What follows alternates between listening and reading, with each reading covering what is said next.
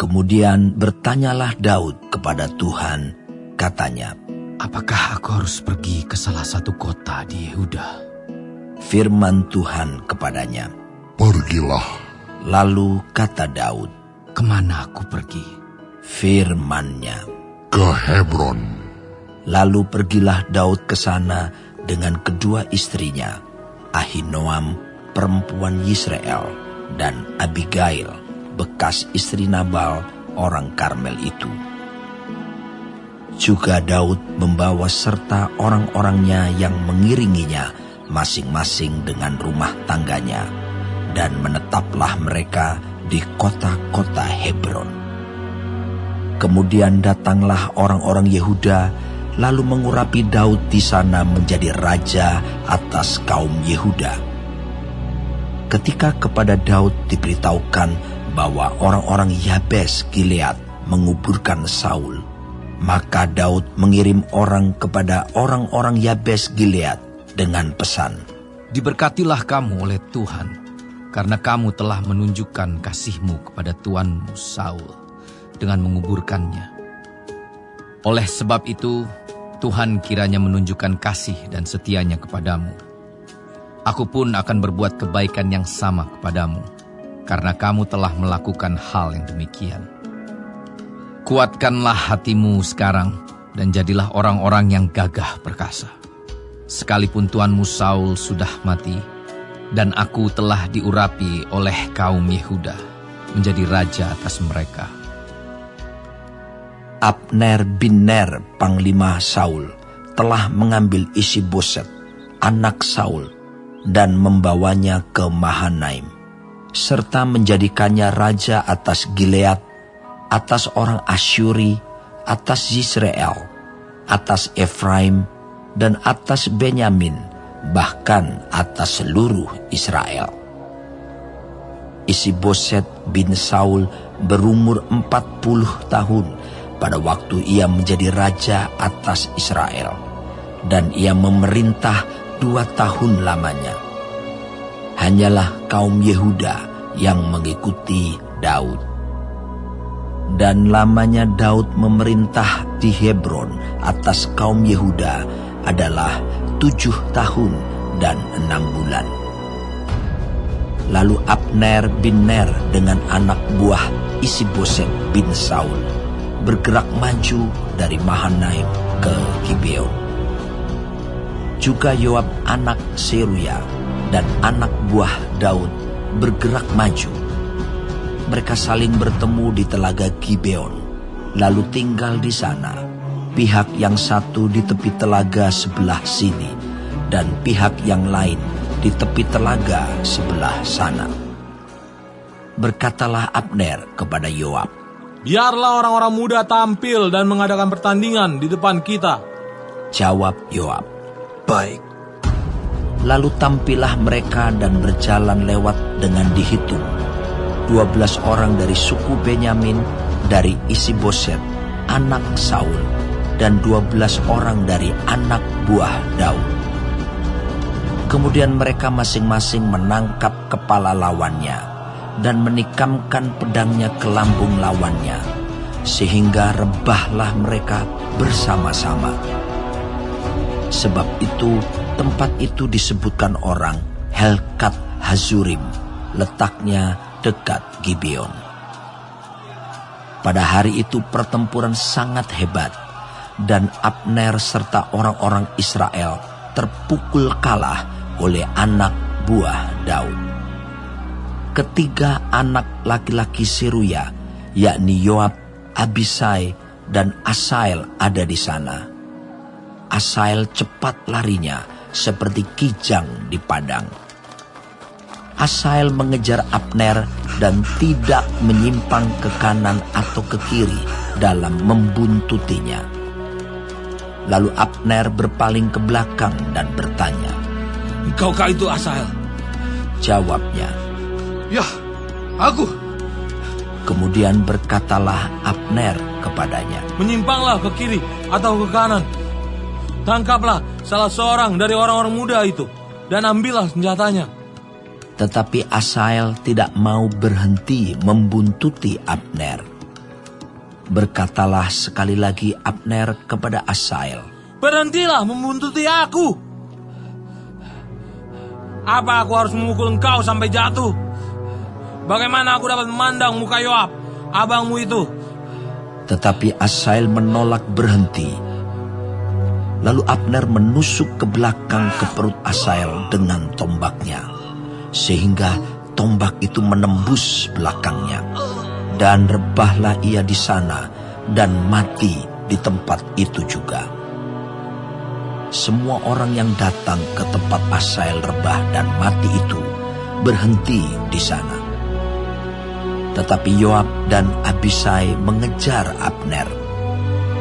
Ketika matahari masuk dan mereka sampai ke dekat Bukit Ama yang ada di sebelah timur Giah, ke arah padang gurun Gibeon, berhimpunlah Bani Benyamin di belakang Abner menjadi satu gabungan dan bersiap-siap di puncak sebuah bukit.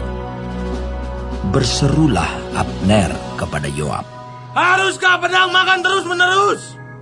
Tidak tahukah engkau bahwa kepahitan datang pada akhirnya?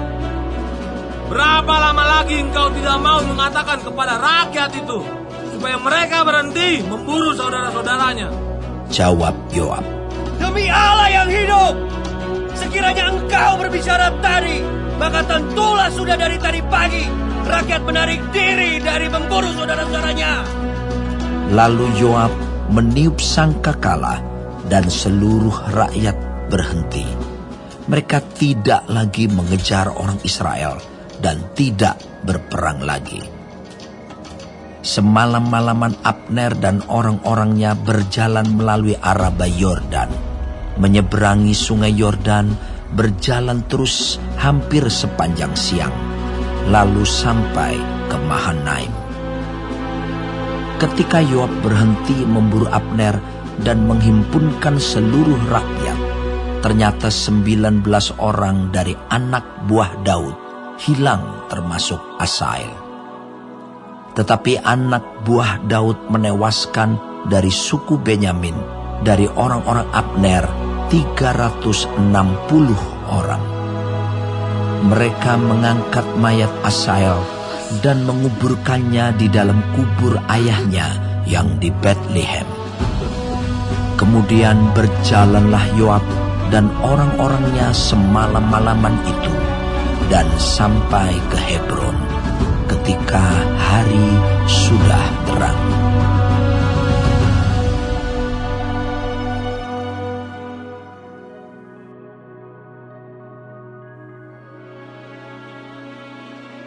Lalu berkumpullah seluruh Israel kepada Daud di Hebron dan berkata, "Ketahuilah, kami ini darah dagingmu. Telah lama ketika Saul memerintah, engkaulah yang memimpin segala gerakan orang Israel. Dan Tuhan Allahmu telah berfirman kepadamu, engkaulah yang harus menggembalakan umatku Israel. Dan engkaulah yang menjadi raja atas umatku Israel." Maka datanglah semua tua-tua Israel menghadap raja di Hebron. Lalu Daud mengadakan perjanjian dengan mereka di Hebron, di hadapan Tuhan. Kemudian mereka mengurapi Daud menjadi raja atas Israel, seperti yang difirmankan Tuhan dengan perantaraan Samuel. Lalu Daud dengan seluruh orang Israel pergi ke Yerusalem. Itulah Yebus. Dan di sana orang Yebus adalah penduduk negeri itu. Penduduk Yebus berkata kepada Daud, "Engkau tidak sanggup masuk kemari." Tetapi Daud merebut kubu pertahanan Sion, yaitu kota Daud. Daud telah berkata, Siapa lebih dahulu memukul kalah orang Yebus, ia akan menjadi kepala dan pemimpin. Lalu Yoab, anak Zeruya, yang menyerang lebih dahulu, maka ia menjadi kepala. Lalu Daud menetap di kubu pertahanan itu. Sebab itu orang menamainya Kota Daud. Ia memperkuat kota itu sekelilingnya, mulai dari Milo, bahkan sekelilingnya seluruhnya. Sedang Yoab membangun kembali selebihnya dari kota itu. Lalu makin lama, makin besarlah kuasa Daud, sebab Tuhan semesta alam menyertainya. Inilah kepala-kepala para pahlawan yang mengiringi Daud, yang telah memberi dukungan yang kuat kepadanya, bersama-sama seluruh Israel, dalam mencapai kedudukan raja, dan yang mengangkat dia sebagai raja, seperti yang difirmankan Tuhan mengenai Israel. Inilah daftar para pahlawan yang mengiringi Daud. Yasobam bin Hakmoni, kepala Triwira. Ia mengayunkan tombaknya melawan 300 orang yang tertikam mati dalam satu pertempuran. Dan sesudah dia, Eleazar anak Dodo, orang Ahohi itu. Ia termasuk ketiga pahlawan itu. Ia ada bersama-sama Daud di Pasdamim ketika orang Filistin berkumpul di sana untuk berperang. Ada sebidang tanah ladang penuh jelai di sana ketika tentara melarikan diri dari hadapan orang Filistin. Maka berdirilah mereka di tengah-tengah ladang itu. Mereka dapat mempertahankannya dan memukul kalah orang Filistin.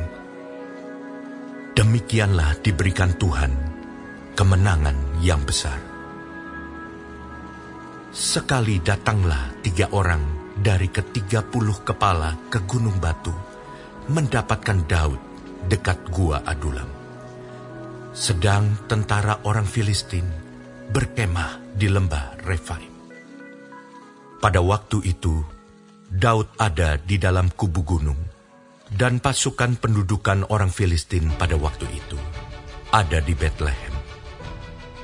Lalu timbullah keinginan pada Daud, dan ia berkata, "Sekiranya ada orang yang memberi aku minum air dari perigi Betlehem yang ada dekat pintu gerbang." Lalu ketiga orang itu menerobos perkemahan orang Filistin.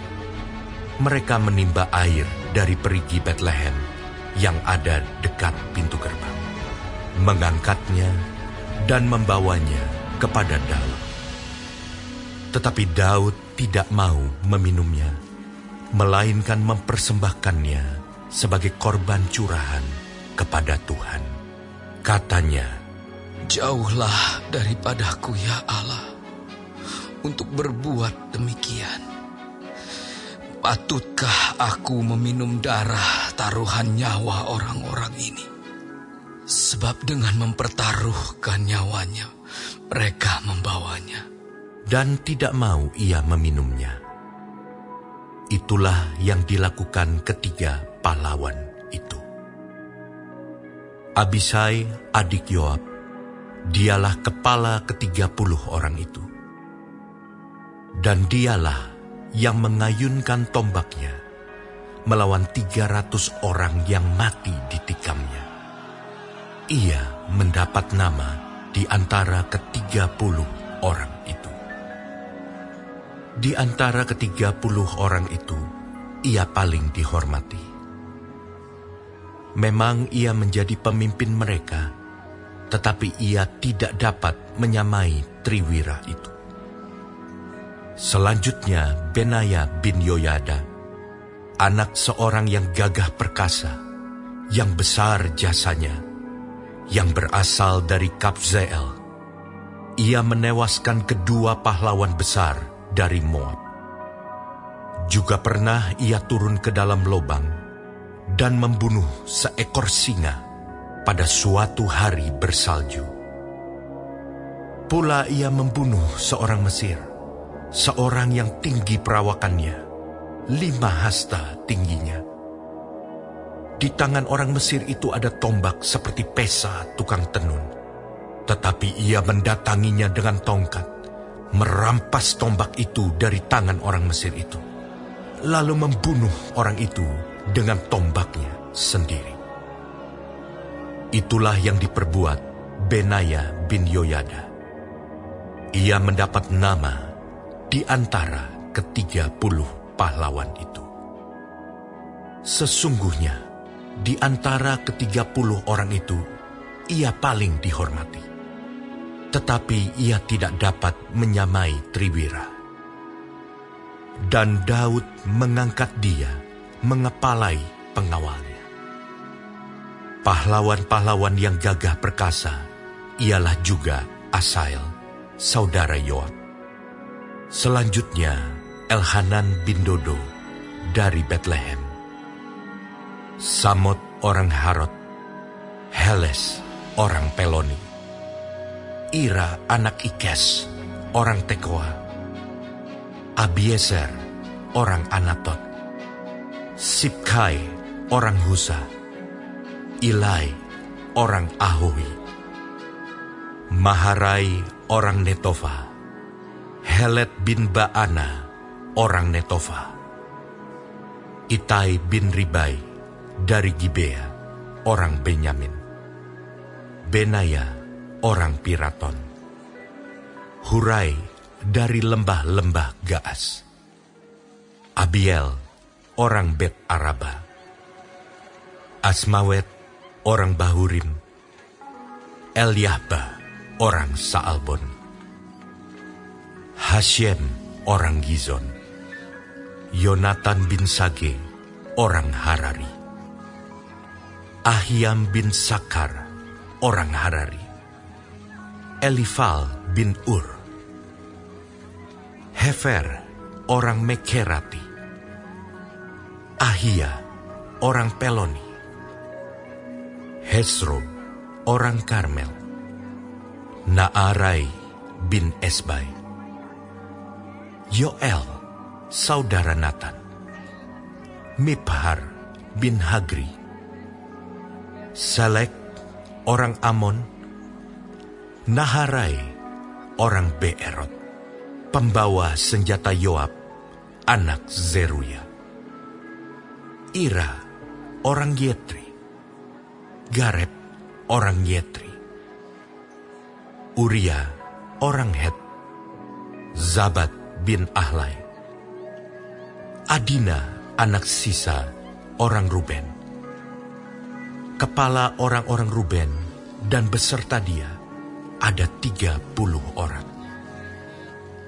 Hanan bin Ma'aka, Yosafat orang Mitni, Uzia orang Asitarot, Syama dan Yeiel, anak-anak Hotam orang Aroer, Yediael bin Simri, dan Yoha saudaranya orang Tizi, Eliel orang Mahawim, Yeribai dan Yosawia, anak-anak Elnaam, Yitma orang Moab, Eliel, Obed, dan Yaasiel orang Mezobaya.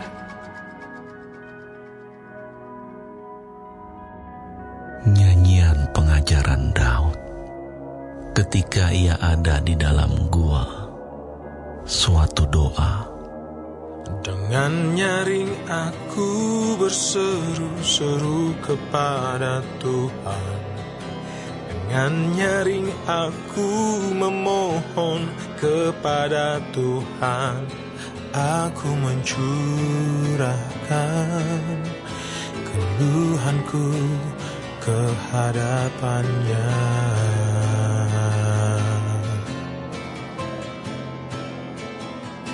Kesesakanku beritahukan kehadapannya.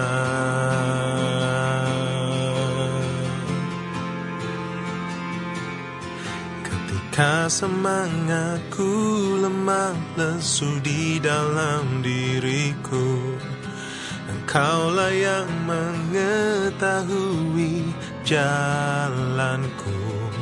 di jalan yang harus ku tempuh. Dengan sembunyi mereka memasang jerat terhadap aku.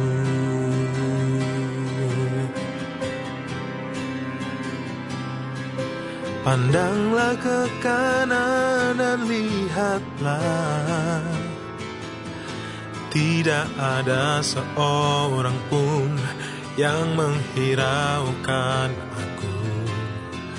Tempat pelarian bagiku telah hilang, tidak ada seorang pun yang mencari aku.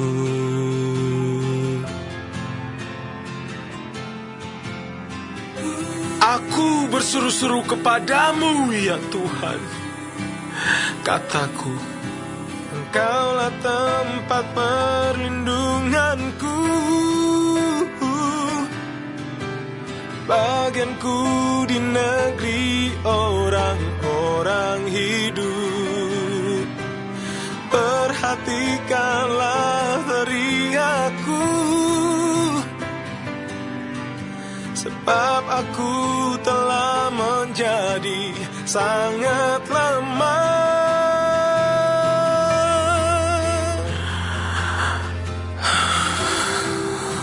Lepaskanlah aku daripada orang-orang yang mengejar aku, sebab mereka terlalu kuat bagiku. Keluarkanlah aku dari dalam penjara untuk memuji nama-Mu. Orang-orang benar akan mengelilingi aku apabila Engkau berbuat baik kepadaku.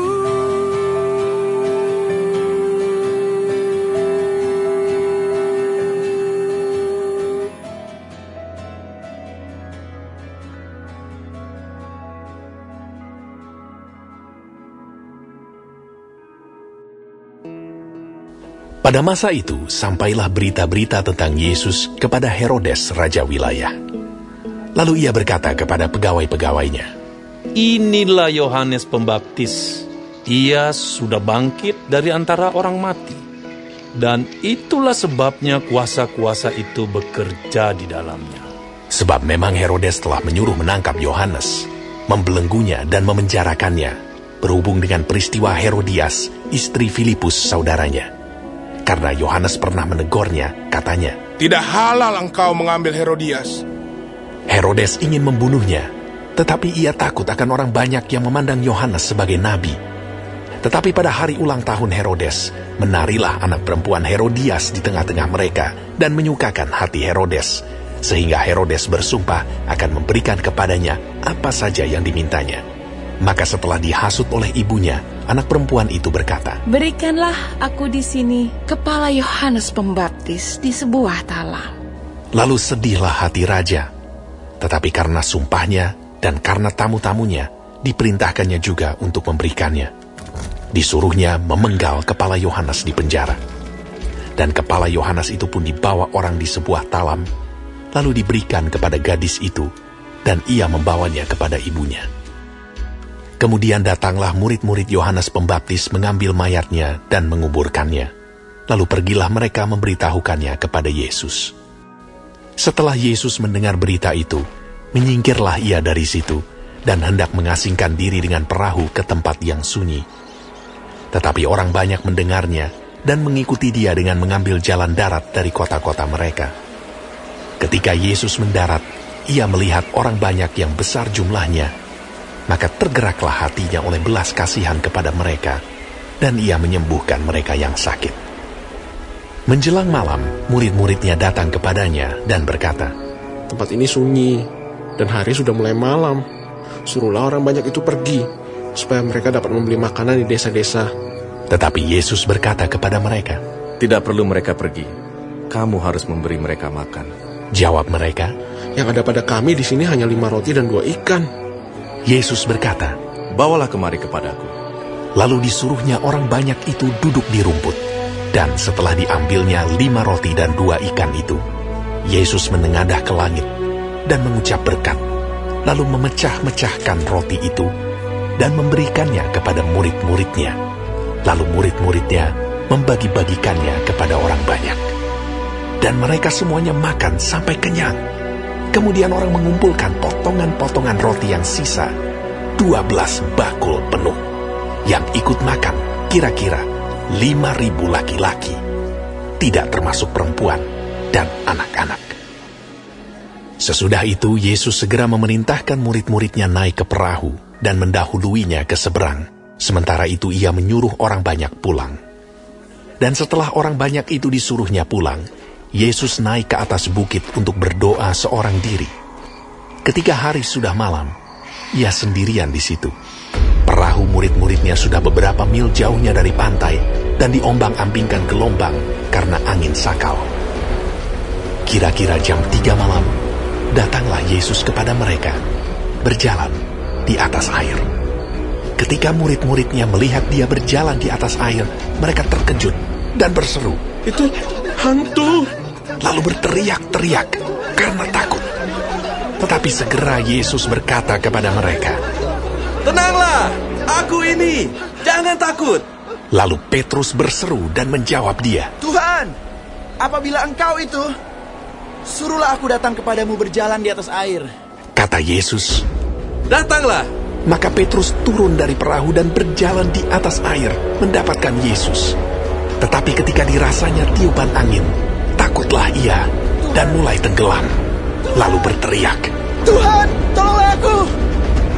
Segera Yesus mengulurkan tangannya, memegang dia dan berkata, "Hai orang yang kurang percaya, mengapa engkau bimbang?" Lalu mereka naik ke perahu dan angin pun redalah. Dan orang-orang yang ada di perahu menyembah dia. Katanya, "Sesungguhnya engkau anak Allah." Setibanya di seberang, mereka mendarat di Genesaret. Ketika Yesus dikenal oleh orang-orang di tempat itu, mereka memberitahukannya ke seluruh daerah itu. Maka semua orang yang sakit dibawa kepadanya. Mereka memohon supaya diperkenankan menjamah jubah-jubahnya. Dan semua orang yang menjamahnya menjadi sembuh.